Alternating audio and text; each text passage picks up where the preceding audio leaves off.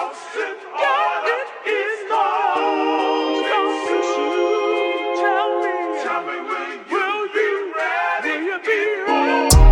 the bottom, I count a whole lot of young gunner worth millions of dollars. I asked out the charm, my little bitch a model. She made a few ends off her follow. Yo, one on tour, a BP the child. Living a cool, I'm a title. Ain't no more worries, I'm up at it early. Young niggas tryna figure out the problem. For 30-30, I hit it like Curry. They hit me, I don't even holler. These niggas so floppy. Niggas ain't gon' stop me. Switch out my cars and my addy, my family straight, and that's all that matter. Stacking them rest and then saving, put back for whatever, whenever it happens. I put my trust in my paper, when I'm walking through straight, I don't see no one else. No, it ain't long this route. Simmons is better missteps. Stay ready, I'm already prepped. Undefeated, I feel like the champ. Tuning in for the first time, I want to say welcome. Thank you for watching. Thank you for listening. However you got here, however you found out about this podcast. Thank you to those who've been sharing. Man, continue to do that, man. Continue to share these podcasts to really help those out here who are struggling through some hard times, and that's really what this podcast is all about, man. Like talking about sports, more so football with this series, but talking about the harder parts of these sports journeys. With this one in particular, right now, we're just walking through my story from youth all the way to the pros. And we're just talking about the things that I've overcome, the adversity that I face, and how I overcame those things, how I got through them. If you missed the first half of this series, which we're more than halfway through, I always keep telling you guys, man, watch from the first episode and just take your time through it, man. Like go back, watch them all the way up to this episode so that things make more sense. But regardless, if you're watching right now, if you're still watching, that's great. Hopefully you watch it all the way through. But really hoping and praying that this is a blessing to people and everyone listening and watching, tuning in. Again, I just thank everyone, every episode, man, because I really appreciate the support of you guys and all you guys who are just always tuning in and listening. All the comments, all the love, man. I really do appreciate every bit of it. And man, I started this podcast, man, just really wanting to share my story. And I got a ton of people. I mentioned this early on in early episodes, man. Just there was so many people who suggest that I write a book about my story. And so, I talked about podcasting and how that's hot right now. And, podcasting is such a great way to communicate your story, share your story, especially for mine, who I've spoke to so many high schools, middle schools, to share my football story, to share my faith story. And it blessed the kids and it blessed the schools. And so what I want to do is just use this platform to continue to share my story on a wider scale and allow people to get to know me a little bit better, and just kind of go through my journey with me. So again, I appreciate everyone who's tuning in, man. So today we're really just going to continue to talk about the transition from high school to college. If you missed it, I left high school, went to Cal U and played football there. And so I'm just talking more about what happened there, some of the harder parts that I had to go through, some of the challenges and difficulties that I face. And hopefully in sharing this, you know, I really want to reach the football community. You know, the new generation of athletes, there's so much out there waiting for them in the future, and not all of it's good, you know. You know, a lot of it is adversity, which I mentioned this before too, man. It hits everybody's front door at some point. If you are trying to accomplish something great, if you're trying to accomplish your goals, you're going to have some roadblocks. You're going to have some adversity in your way. You're going to have some things where you got to work through and find a way to get through. And so for me, a lot of that stems from my faith in God, my faith in Jesus Christ. And, you know, you'll hear me talk about that from time to time and just kind of mention how some of these scriptures that were really rooted in my life helped me give me the right perspective, helped me when I was weak, helped me when I wanted to give up. And those times it was leaning and trusting in the Lord during these times that helped me overcome and get through it onto the other side. And so if you don't know me, my name is Kevin Organ. Most guys call me Coach Kev in the football community. I'm a wide receiver coach for North Catholic. I am also a wide receiver specialist for KO Universe, which is my personal business that I started about a year and a half ago. And but I've been working with athletes and working with receivers forever now. I love what I do. I'm an entrepreneur, husband, father, mentor.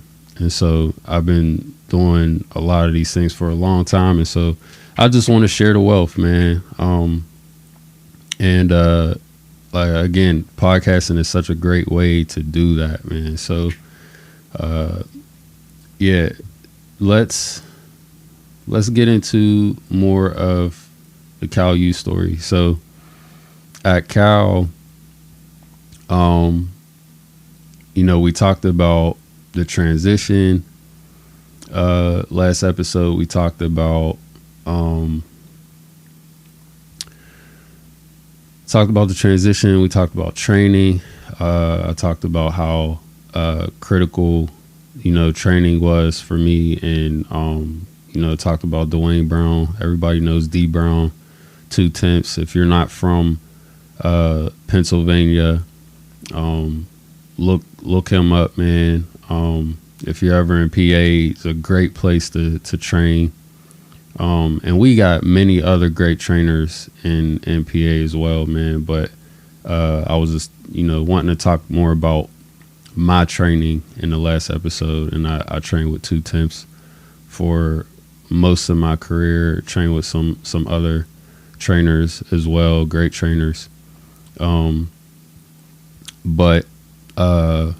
when we just talked about the adversity, some of the things I went through as a freshman, a young kid, with not a lot of guidance and not a lot of, you know, mentors, good mentors around me. And it's just finding a way, you know, finding a way to get through these things. So, man, the transition, let's talk more about that. Like, the transition from high school to college could be very tough for a lot of guys. And I think that even if you're highly recruited, it's still tough. I think whether you're not recruited much at all, or you're heavily recruited and you're a 4-star, 5-star guy, like, it's still going to be hard.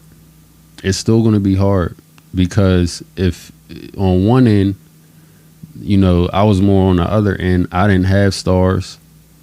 I was working from out of the mud, right? So, I didn't have the support behind me, the hype behind me, the exposure. And so I was just the guy that nobody knew about, right? That was just beating everybody out. And so I had to dig deep. I had to really find a way to get on the field, find a way to overcome these things. And I always felt like I had more obstacles than somebody who had the stars and had the attention and had all these things. But in reality, on the flip side, when you have a lot of the support, maybe you got a lot of support, you got two parents really helping you through, and no one's greater than the other. Like, that's why I say adversity comes for everybody, right? And so again, on the flip side, there's kids who may have the stars. There's kids who may have the hype. They got the big names and they got the people behind them that helps them get to that Power 5 school, to get that scholarship, that D1 scholarship, and actually do it.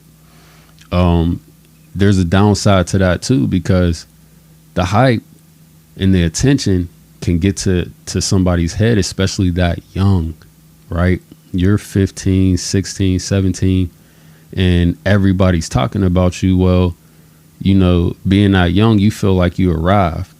And so when you get on campus with some hungry guys and some guys that this is all they have and they got the same opportunity, well, it's a rude awakening, because now you're playing guys who aren't complacent, guys who take it serious, guys who give it everything they have, every rep, right? They're doing all the things, the little things. They understand what needs to get done and what their coach is asking of them. And, you start facing some guys who aren't complacent, and you'll see real fast, how much different the game is from one level to the next. And so, and I can go on and on about that, but I was that guy on the first end where, I was just a guy coming out of nowhere, right? And I was okay with that. For me, being an underdog was motivation for me. I was okay with being the underdog, the one that nobody talked about, the one that nobody wanted. I think that fueled me, and even what I went through at Cal, if you listen to the last episode, though it hurt, I used that to fuel me, to fuel my fire, and that helped me become Scout Team Player of the Year and crack the lineup, the starting lineup, and do all those things. And so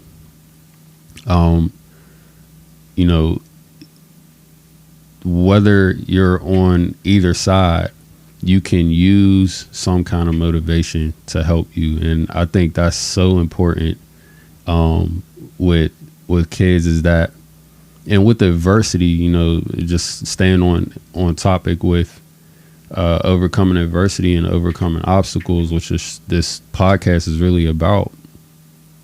Having a perspective that these things that are happening to you aren't happening to you, it's happening for you, right? So it's a shift in mentality, it's a shift in mindset. And so you could feel sorry for yourself and not do anything and quit. Or you could take this and say, you know what? This can make me better. This is an opportunity. And I saw what happened at Cal as an opportunity for me to then, okay, I'm going to prove this to myself, and I'm going to prove this to the staff that I belong here, and that I can ball and I could be a starter. And so, you know, you got options. You got two options. For me personally, it was my faith in the Lord, and relying on him and trusting that he had a plan for my life, trusting that that God was using this adversity, this hard thing, that it made me cry. Yes, it hurt me bad, but trusting that he had a greater plan in it, to help me and know I couldn't see it in right in front of me.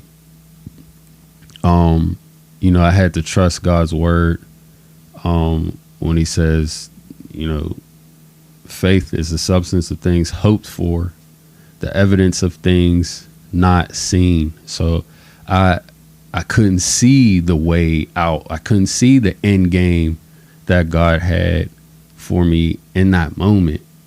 But I had to trust. And that's how I got through, was, you know, really dependent and relying on the Lord. And that is where I feel like my faith began to take a turn, was at Cal U. When I really started to pray more, I really started involving God in my football journey, and really desiring to trust him more. Though I was still young with that, and I still didn't quite understand my faith. And, you know, as I do now, but that was what got me through. But again, the transition, going back to that, the transition from high school to college, depending on where you go, you know, for me, Division II, you know, the PSAC, we were in the PSAC, and we were then, and really still are, the most competitive Division II conference in all of Division II. I mean, the PSAC has always been very competitive, especially when I was there. That conference, the GLIAC conference, there's some other conferences, man, that are super competitive, and got some ball players, man. And I've seen All-Americans, I've seen all conference kids that broke school records in their high schools and come to camp, and they're like, yo, I can't do this, because they realize that everybody is just as good as you are. Everybody did the same things at their school, right? And then not only that, you got transfers who already were on Division I campuses. They're already on Division I fields competing, and they come down for whatever reason. I mentioned last episode, at Cal U, they called us the D1 rejects, and they did that for a reason, man. Like, again, man, there was so much talent on that team that the bench could start their own team and run the conference, you know. So it is competitive. It is competitive, and you know, Division I as well, man. You know, those are the top guys you see in you know, UA All-Americans, you know, and you know, the U.S. Army All-Americans. You know, you're playing against the top kids in the nation, not just in the state, in the nation, right? And so you can imagine, for a lot of young guys, you must remain humble. If you think you've arrived coming out of high school, man, you better be. There's those rare cases, all right, and Jeremiah Smith, Ohio State. Those are rare cases where this kid is coming out of high school already bigger and faster and stronger than most DBs at the Division I level already, right?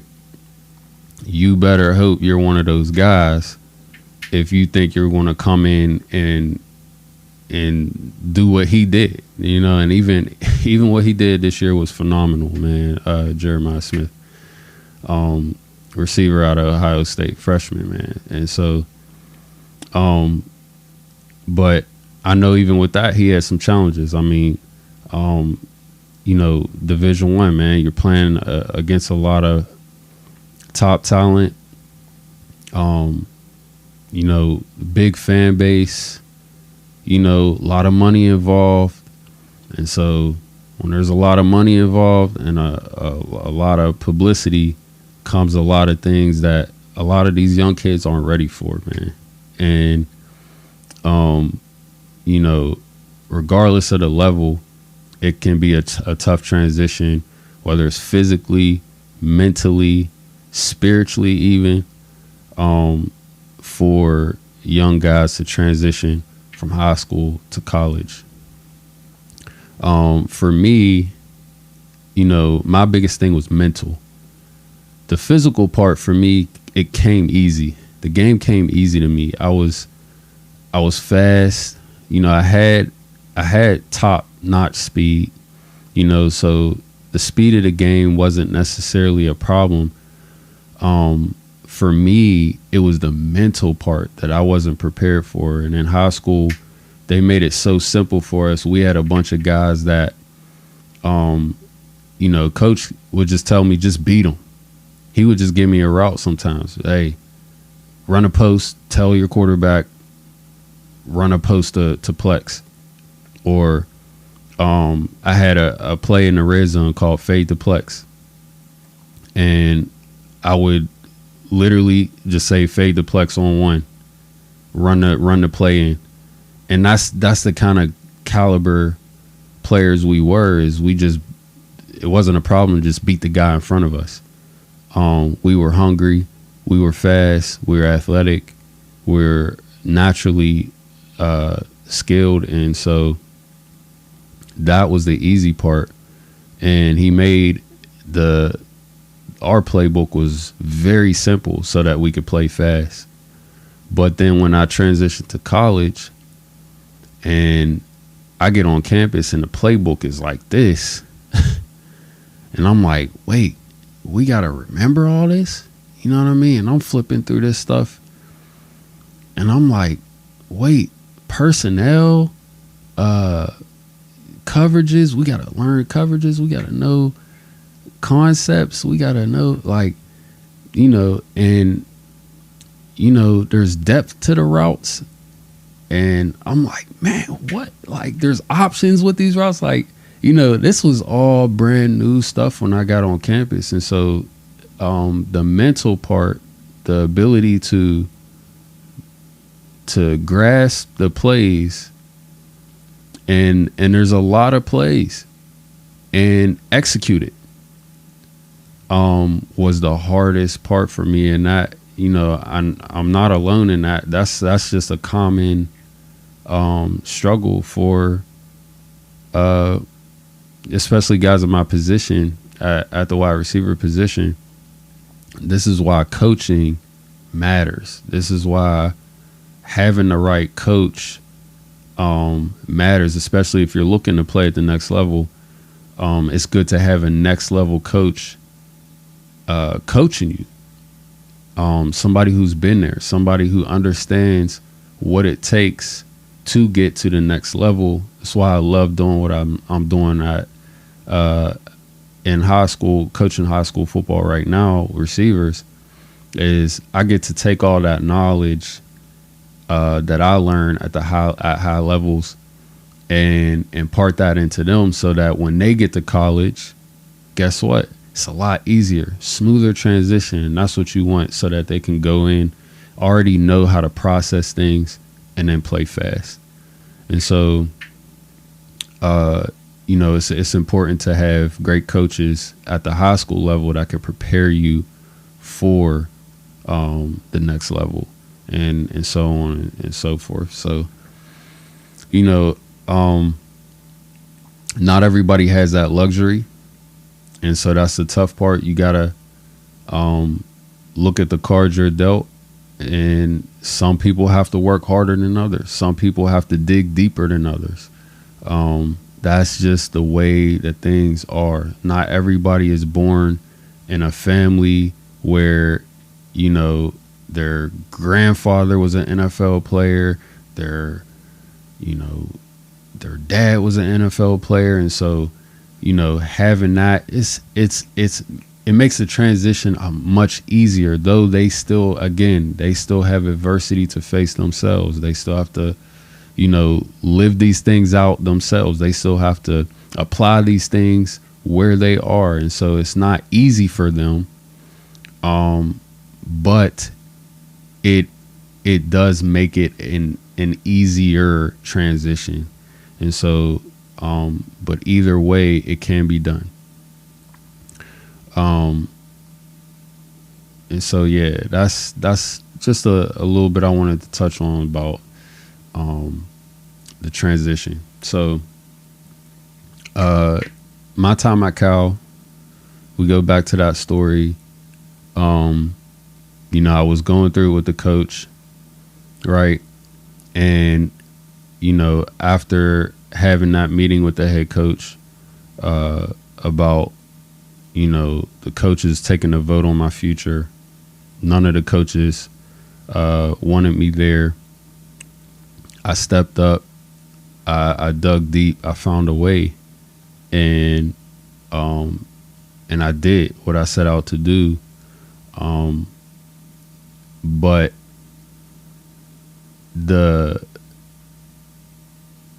those things that were happening, man, it just kept going. And so though I was accomplishing what I wanted to do, it still didn't change the mentality of my position coach. And so things did progressively get worse. I mean, there was times where I remember a time when we were in camp the following year.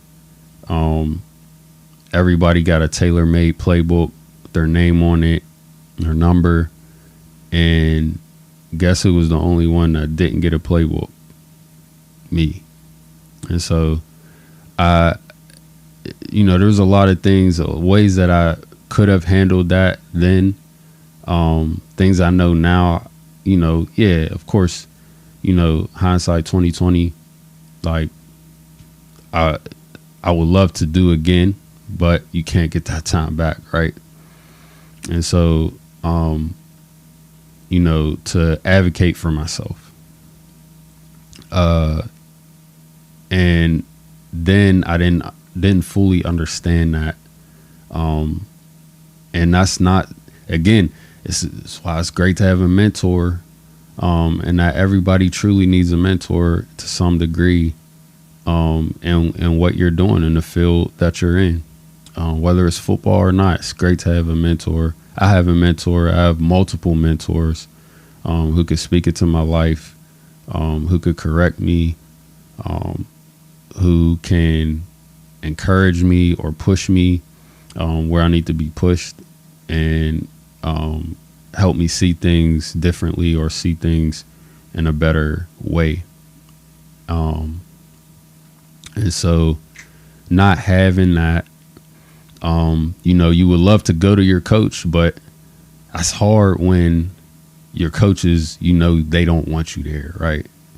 And so I really didn't know where to turn in those moments. So, some of my other teammates, the older guys, would speak up for me. They'd be like, "Hey, coach, man, like, he didn't get a playbook. What's up with that? What's up?" You know what I mean? And, often the response would be like, "Oh, I don't know what to tell you." And so I kind of knew what was happening, and what they were trying to do, man. They're trying to drive me out before and make me leave on my own, my own decision. And so I kind of got the feel that I didn't get a ring, that year. And I remember in the spring, that next spring, we had the spring game and we're all taking a knee. It's a ring ceremony. And after the ring ceremony, calls off a list of everybody on the roster, on the spring roster, and has them walk up and get their ring, right? We all got fitted for this ring. I got fitted as well as my teammates. And the last person on the field, he gets all the way down to the W's, which is usually like Williams, the last name on the roster. And I'm like, okay, I'm the only one standing here. And so I go and ask, Coach, man, I didn't hear my name. What's going on? And they're like, I think your name got mixed up with somebody else's. I'll look into it. And that was it. And I remember fighting back tears. My family sitting there on the fence. They came all the way out to see me play in the spring game. And, these are the things that go on campus, man. And when you don't have your parents there on campus, to have your back, or to, it's not like high school, they could knock on the coach's door. They can, everything's kind of in close proximity. Like sometimes you're away from your family miles and miles away, and you don't have anybody advocating for you. You got to advocate for yourself. And so did I know that then? No, not really. But I learned that. And, there's always a lesson learned in adversity, with obstacles. There's always something to learn to help you in the future. And so you got to really see this adversity, not for what it is right there, but what this could potentially be down the road that's working for you.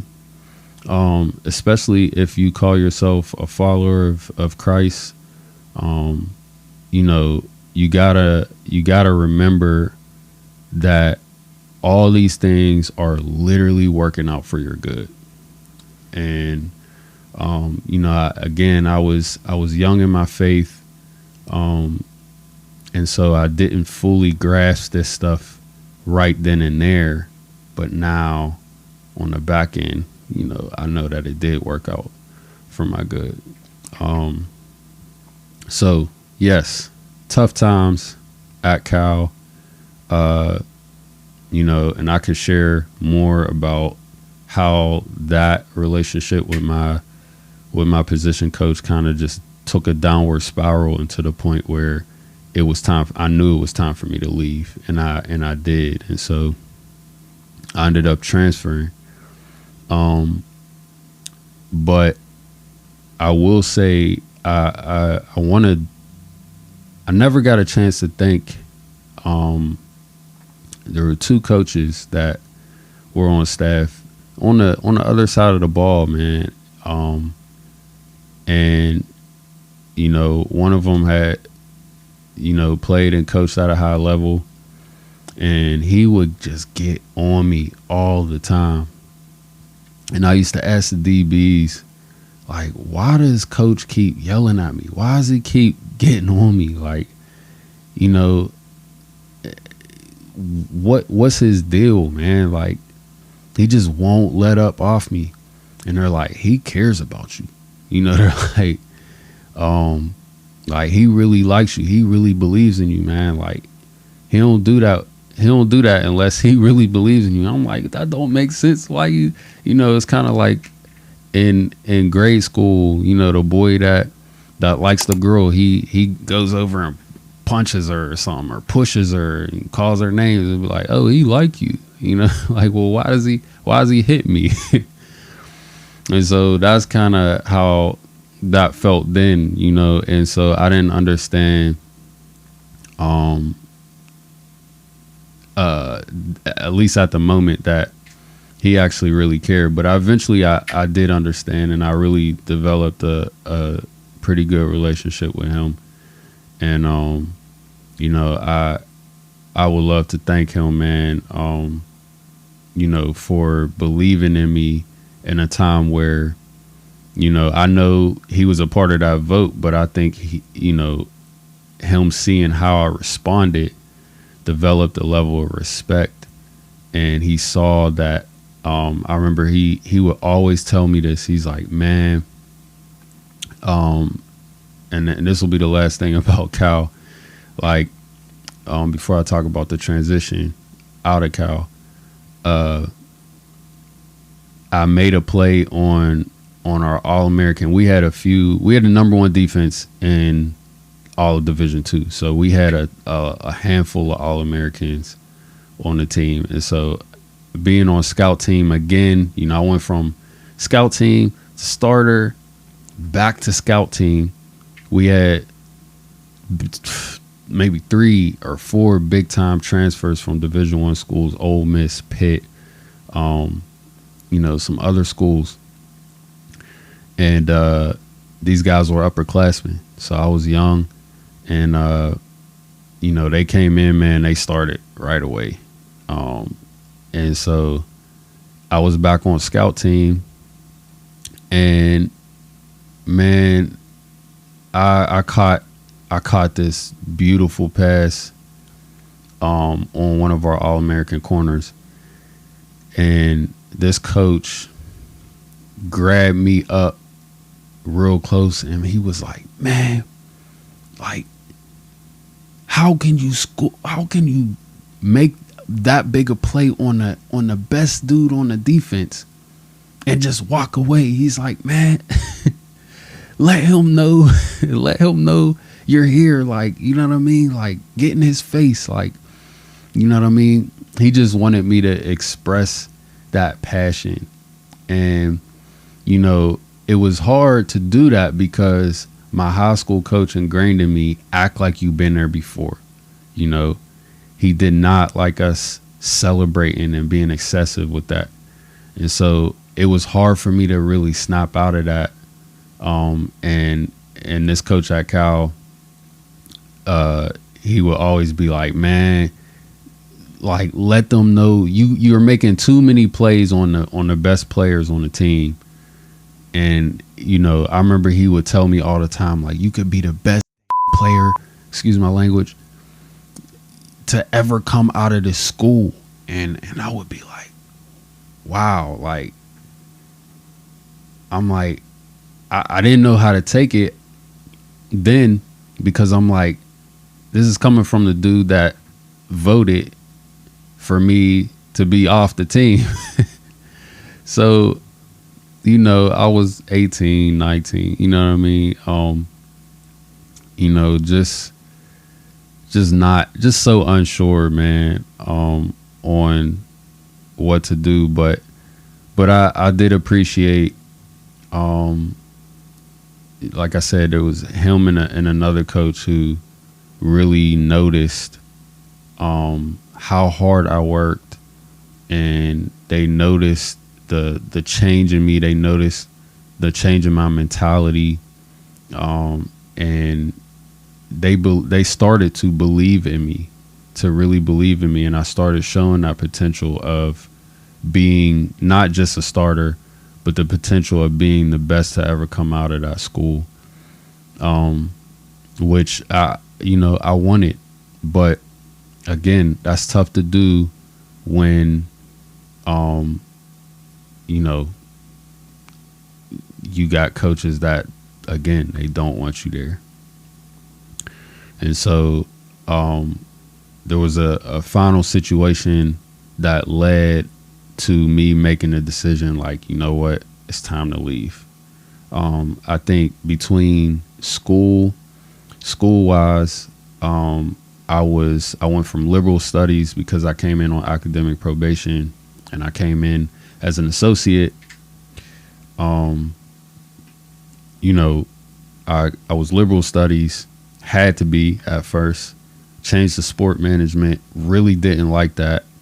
And I was really thinking about life after football, you know, when it came to my academic career as well. I was legitimately thinking about that. And so as I experienced more of sport management throughout my time at Cal, I really come to find like this is not lining up to what I envision myself doing after football. And so we had another transfer.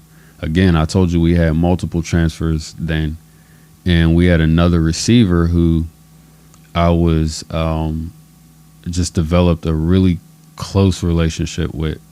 And this kid came from Saginaw Valley State and did really well there. His dad was the head coach there, one of the most winningest coaches in that school history, as well as the other places he's been. Hall of Fame coach, I believe, and former CFL star. And so, you know, this kid knew football. He had high football IQ, talented, and you know, he came in and we talked, and I mean, he told me that, man, when he came in, Cal U promised him the same thing that they had just promised me the year before, like, you're going to be a starter, you know, and we were expecting that. And then we get these transfers, as you know, as well as the other transfer that I was talking about now, TA. You know, he comes in, man. He's like, man, they told me the same thing. You know, I'm going to be a starter this year. And so that's another thing that a lot of people don't know. If you played at a high level, you know, these coaches are trying to get you on campus. They did their job if they get you on campus. Now, after that, ain't no guarantee on how you will be treated from then on. And young guys will find out once they experience that. All right. You basing things on what these coaches tell you, if you do that, you will be highly disappointed. All right. You really got to bet on yourself. You really got to advocate for yourself. You really got to have an entrepreneur kind of mentality to really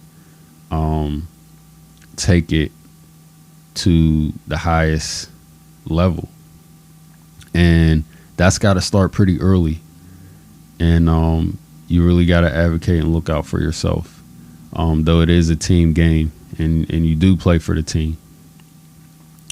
And that that's a whole nother realm that I would love to bring somebody in and talk more about these things. I don't like to go too in depth with some of these things that I'm talking about. I will go as deep as I can, but you know, there's some things that I would love to have some other athletes come and speak on and really shed light on those things in a deeper way. But transfer, I'm bouncing around a little bit, guys, so bear with me. TA, he comes in, he talks to me about, man, have you thought about transferring? I'm like, look, I'm already there, you know, and I kind of explained to him some of the things that I shared with you guys about what I was going through before he even got there. And so, you know, he was already thinking of transferring himself because he saw how, you know, their word to him was like, oh, we're going to do this for you. You know, we got this package for you. Da, da, da. You know, same things they was telling me, they was telling the rest of the guys. And then these transfers, talented guys though. Like I said, Ole Miss, Pitt, like these guys were already balling on Division I campuses, and so great athletes. Like, love watching these dudes play. These dudes are good, but we felt like we were just as good or better, and just weren't given the platform to really showcase that. For me, I felt like I proved my point, and just felt like you just can't overcome somebody who already has an opinion of you, or already has a fixed a fixed mindset about you. That's hard to overcome, and honestly, I didn't want to wait around another two years to see if it would change. Not that I wasn't willing to do the work. I was willing to do whatever it took, but for the first time, I had prayed about the situation that I was in, and I asked the Lord to really make things clear for me. And when TA came in the mix and started talking about transferring, and maybe an opportunity there for me to transfer out with him, I took it. I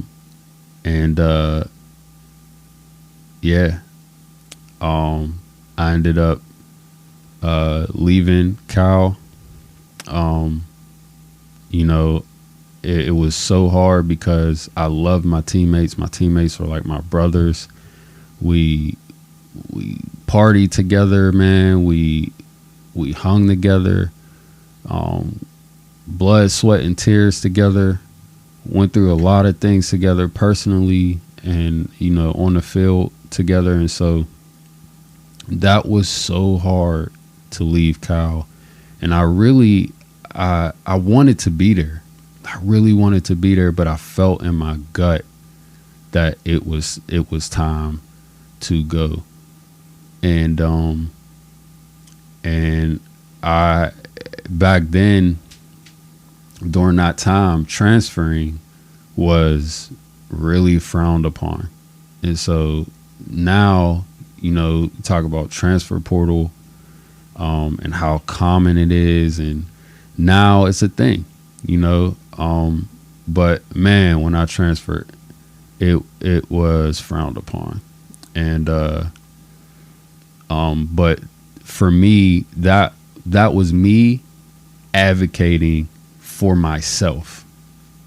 And so I did that, and I took the opportunity, not knowing. I trusted in the Lord. I felt like he was providing a way for me to get a new opportunity. I ended up getting a full scholarship to Northern Michigan University, and so glad that I did. So the way that I had to transfer, and we'll end with this for time's sake. The way that I had to transfer, I had a few options when talked to coach out there. And so he saw my film. He's like, oh yeah, you're definitely a full scholarship athlete. And, he's like, we could definitely get you a full ride. He said the only thing, as we looked into it, was if I came on campus right away, I would be considered out of state. And so they didn't have enough to cover out of state tuition, which was almost like triple the tuition for out of state student athletes. So he said your next option is you could go to a local community college. You could continue your studies, get your GPA up higher, reapply to Northern, with college credit, right, with a higher GPA. And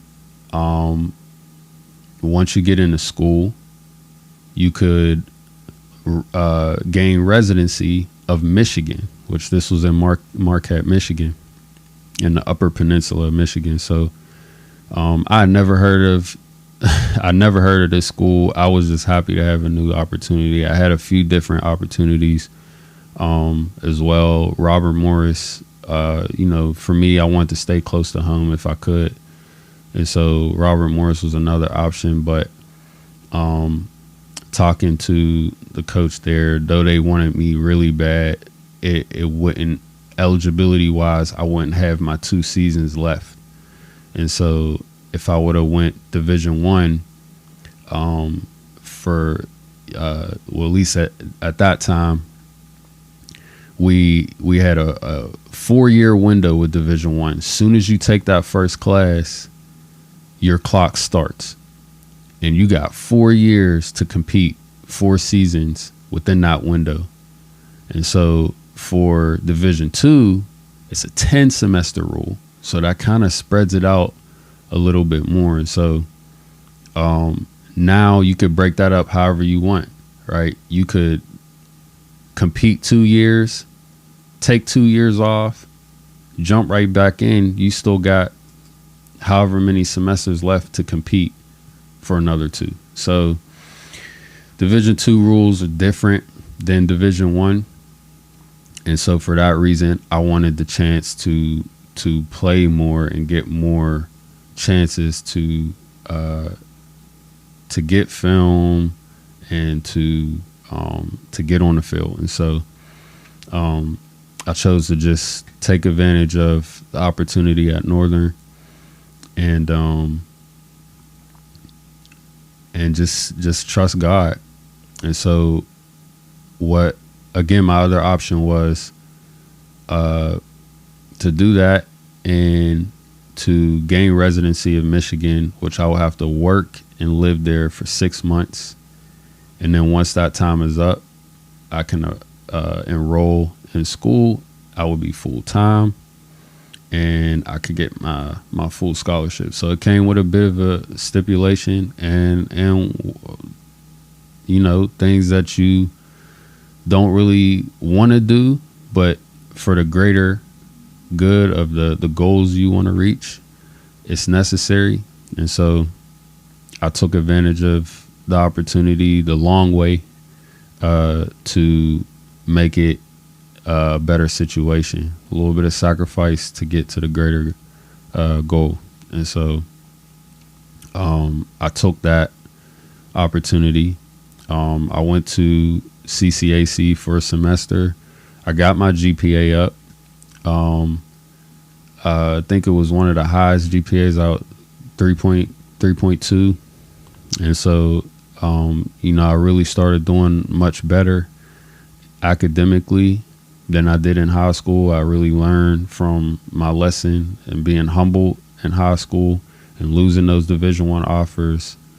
I learned my lesson to apply myself in the classroom, and I did that. And so my grades were in really good standing in community college. And I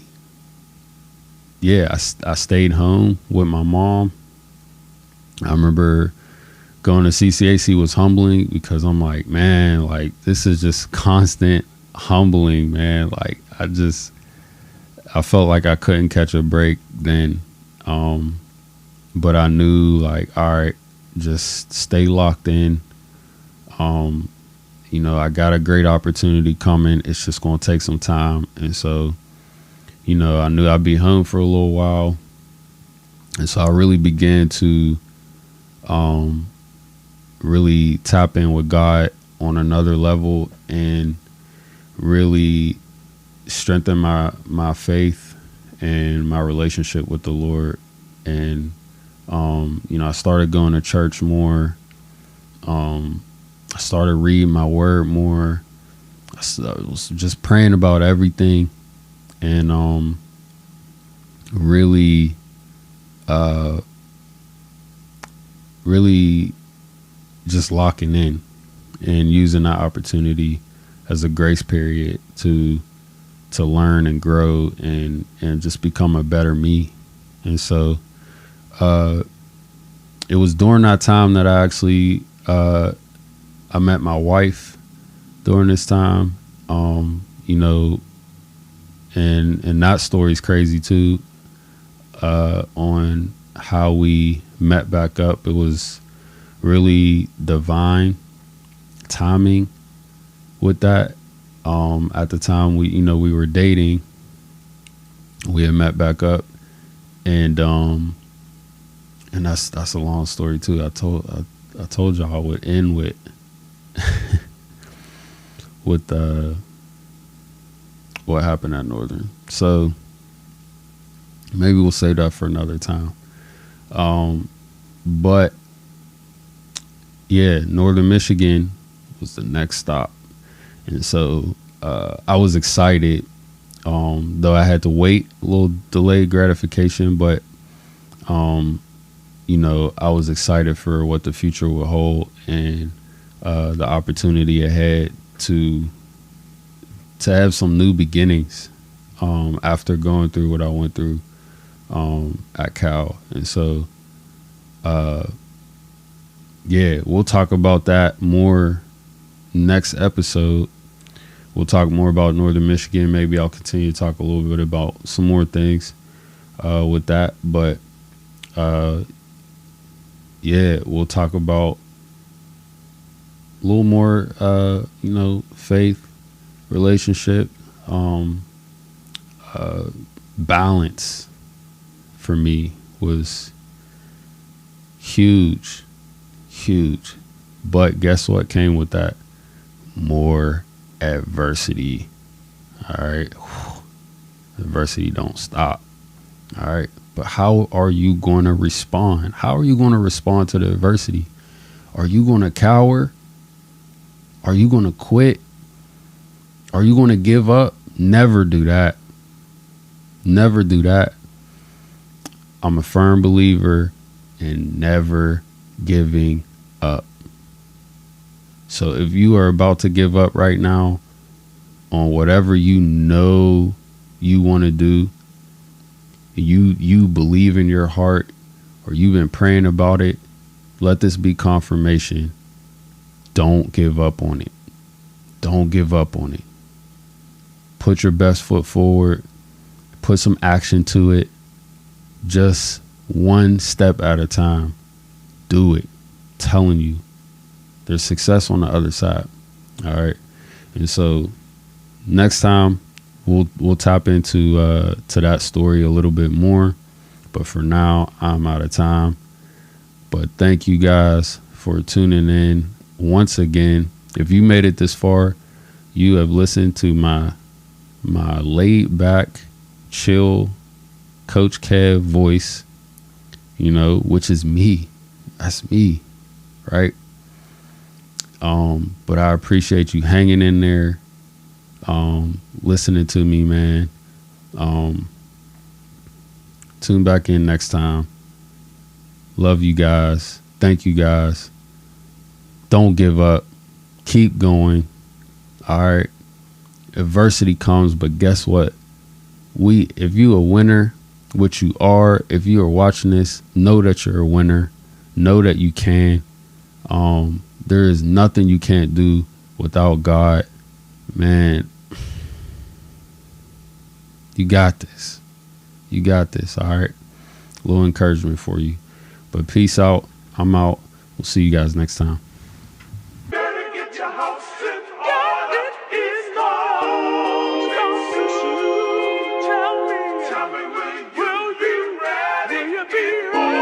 Came out the bottom, I count a whole lot of young gonna worth millions of dollars. I asked out the charm, my little bitch a model. She made a few ends off the follow.